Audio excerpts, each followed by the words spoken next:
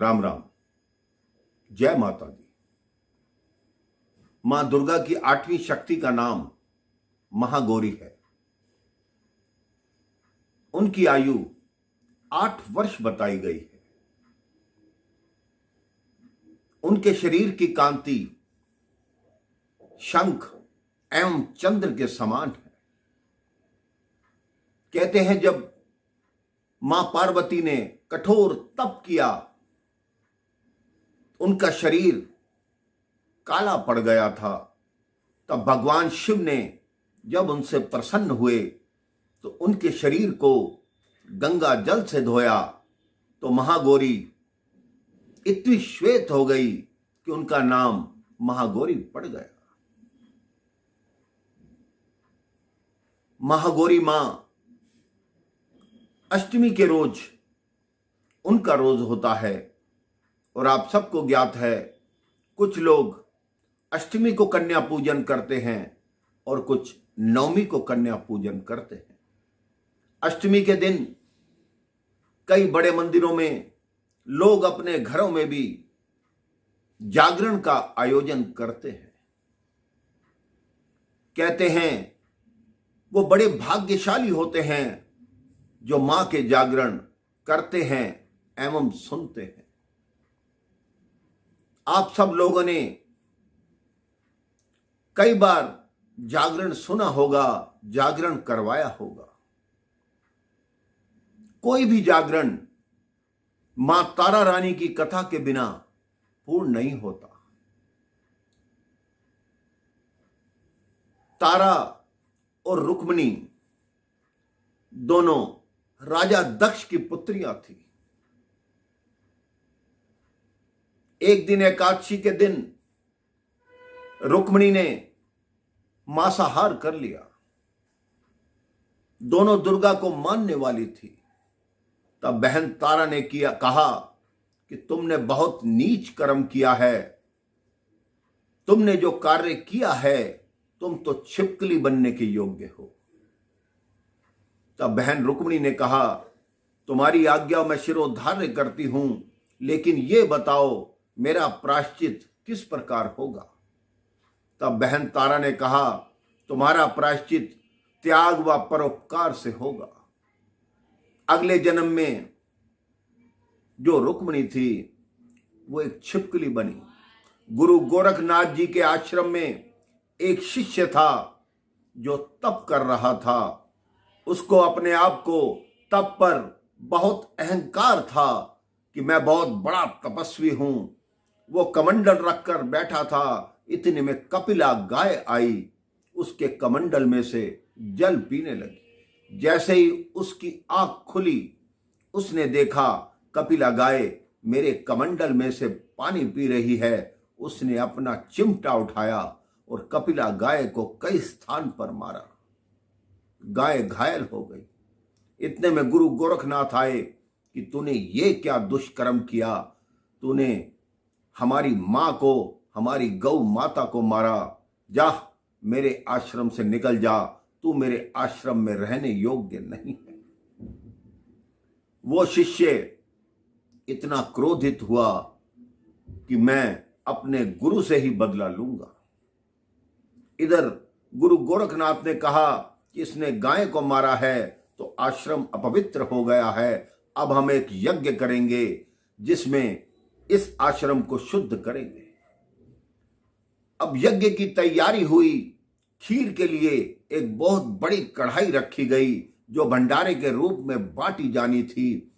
गुरु गोरखनाथ का वो शिष्य जिसको आश्रम से निकाल दिया था, वो पक्षी का रूप धारण करके आया और अपने मुख में एक मरा हुआ सांप लेकर आया और बनती हुई खीर के बीच में डाल दिया।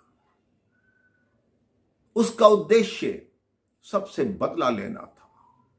यह सब कार्य छत पर बैठी वो छिपकली देख रही थी जो कि रुक्मिणी बनी हुई थी।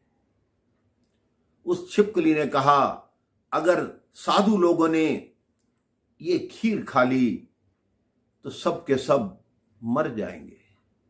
जैसे ही साधु खीर की कढ़ाई के पास आए, वो छिपकली छत से खीर के ऊपर गिर पड़ी। उन साधुओं ने कहा, इस छिपकली ने खीर को दूषित कर दिया, जा तू नीच जाति की है और नीच ही रह। लेकिन जब उस कढ़ाई को पलटा गया तब देखा कि नीचे तो एक मरा हुआ सांप था। उन्होंने कहा, छिपकली ने तो हमारे लिए परोपकार किया है, हम अपना शाप वापिस तो नहीं ले सकते, लेकिन मां दुर्गा से ये प्रार्थना कर सकते हैं कि मां दुर्गा के चरणों में उसकी भक्ति बनेगी तो उसका जीवन सफल होगा। उसका अगला जन्म हुआ। अब दोनों बहनों का जन्म हुआ। राजा स्पर्श के घर कोई संतान नहीं थी। उन्होंने अपने गुरुदेव से पूछा कि गुरुदेव, मेरे भाग्य में कोई संतान नहीं है। गुरुदेव ने कहा, आप दुर्गा की प्रार्थना कीजिए, उनकी भक्ति कीजिए, आपके भाग्य में 2 पुत्रियां लिखी हैं।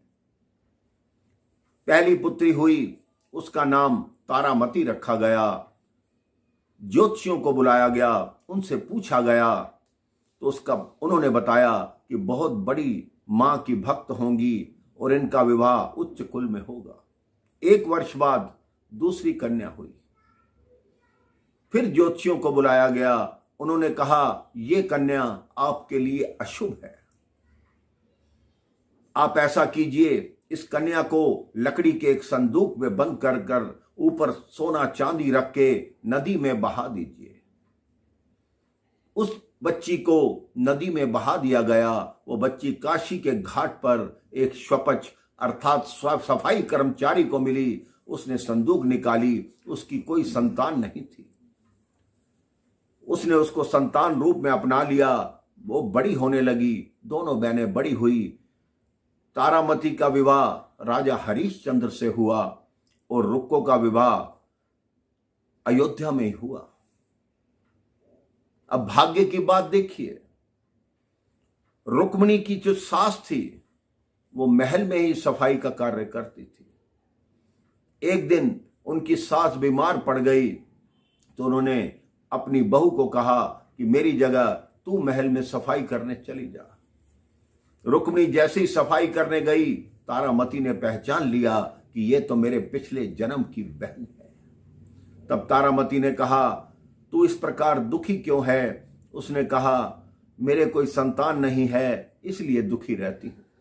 तारामती ने कहा, तू मां दुर्गा की प्रार्थना कर, उनकी कोई मन्नत मान, तेरे यहां संतान अवश्य होगी। तब रुक्मिणी ने मन्नत मानी कि अगर मेरे यहां संतान होगी तो मैं मां वैष्णो का, मां दुर्गा का या मां काली का जागरण कराऊंगी। 1 वर्ष बाद रुक्मिणी के पुत्र हो गया, लेकिन पुत्र के जन्म के समय वो जागरण करवाना भूल गई। पुत्र जब 5 वर्ष का हुआ तो उसका पुत्र बीमार हुआ, उसको माता निकल आई अर्थात चेचक हो गई। वो भागी भागी तारामती के पास आई कि मेरा पुत्र ऐसे ऐसे हो गया है। मां तारामती ने कहा, क्या तुमने कोई मां की मन्नत मानी थी जो तुमने पूरी नहीं की? रुक्मिणी ने कहा, हाँ, मैंने जागरण की मन्नत मानी थी जो मैं पूरी नहीं कर पाई। तो तारामती ने कहा, तुम जागरण करवाओ। तो रुक्मिणी ने कहा कि मेरे घर जागरण करने कौन आएगा? उन्होंने कहा, तुम ब्राह्मण देवता के पास जाओ, मंदिर में जाओ, उनको बोलो कि मैं भी उस जागरण में आऊंगी।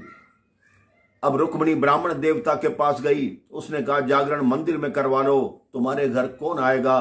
तुम तो ऐसा जागरण कराओगी जिसमें मांस का भोग लगेगा, जिसमें बलि दोगी तुम। उन्होंने कहा कि रानी तारामती भी उस जागरण में आ रही है। उन्होंने कहा, अगर रानी तारामती उस जागरण में आएंगी तो हम भी आएंगे। जागरण का दिन निश्चित हो गया। राजा हरिश्चंद्र के गुप्तचर ने जाकर बताया कि आपकी धर्मपत्नी रानी तारामती एक नीच के घर जाकर जागरण करेंगी। राजा हरिश्चंद्र ने कहा, मैं ऐसा होने नहीं दूंगा। वो दिन आ गया। राजा हरिश्चंद्र ने तलवार से अपने अंगूठे को थोड़ा सा काटा, इसलिए कि मुझे निद्रा ना आए। मां तारामती ने देवी से प्रार्थना की कि मेरे स्वामी को निद्रा आ जाए। राजा हरिश्चंद्र को निद्रा आ गई। देवी जागरण में चली गई। राजा हरिश्चंद्र की निद्रा थोड़ी देर बाद खुली। वो पीछे गया, उसने देखा देवी तारामती मांस का प्रसाद अपनी झोली में ले रही हैं और कह रही हैं, ये प्रसाद तो राजा का है, अब मेरा प्रसाद दो। जब देवी को प्रसाद दिया गया, उन्होंने खा लिया, बाहर आई। राजा ने कहा, तूने अधर्म किया, तूने पाप किया, तूने मांसाहार किया। उन्होंने कहा, नहीं, मैंने कोई मांसाहार नहीं किया। राजा ने कहा, अपनी झोली खोलो। जैसे ही तारामती ने झोली खोली तो उसमें नारियल था, उसमें मखाने थे, सारी ऐसी वस्तुएं थी, फूल थे, मिठाई थी। राजा कहता है, मुझे ये चमत्कार कैसे हुआ ये बताओ, मैं तेरे मार्ग को जानना चाहता हूं। मां तारामती ने कहा, मेरे मार्ग को जानना सब सरल नहीं है, इसके लिए बहुत बड़े बड़े त्याग करने पड़ते हैं। राजा ने कहा, मैं हर त्याग करने को तैयार हूं, लेकिन मुझे इसका मार्ग बताओ। अब ठीक है, तारामती ने कहा, घर चलो, जो तुम्हारा सबसे प्रिय नीला घोड़ा है उसका गला काटो। राजा ने तुरंत नीले घोड़े का गला काटा। फिर कहा, अपने पुत्र का शीश काटो। राजा ने पुत्र का शीश काटा, क्योंकि राजा को हट था कि मैं इसके मार्ग को जान के रहूंगा। तारामती ने कहा, हवन करो और इन दोनों के शीश उस हवन में डालो। उन्होंने डाल दिए। कहते, अब इनके शरीर के टुकड़े टुकड़े करो और 5 थालों में सजाओ। 5 थालों में सजाए गए। अब देवी तारामती ने कहा, अब इस मांस का भक्षण करो, खाओ। जैसे ही मांस को खाया, राजा हरिश्चंद्र को ऐसा लगा कि मां का प्रसाद खा रहा हूं, पूरी हलवा और छोले खा रहा हूं। उन्होंने कहा, यह कैसे हो सकता है, मैंने खाया मांस है, लेकिन मुझे ऐसा प्रतीत हो रहा है कि मैंने पूरी हलवा और छोले खाए हैं। तो देवी तारामती ने कहा, यही मेरा मार्ग है, यही मेरी देवी है, आप जाकर देखिए आपका पुत्र अंदर सोया हुआ है या नहीं। अंदर जाकर देखा, उनका पुत्र सोया हुआ था, उनका घोड़ा भी आवाज लगा रहा था। हरिश्चंद्र जी उस दिन के बाद मां के परम सेवक बन गए। वो मां के मार्ग को समझ गए। आप भी अपने जीवन में मां के प्रति हमेशा श्रद्धा रखिए। मां सबके दुखड़े दूर करती है। जय माता दी, जय श्री राम।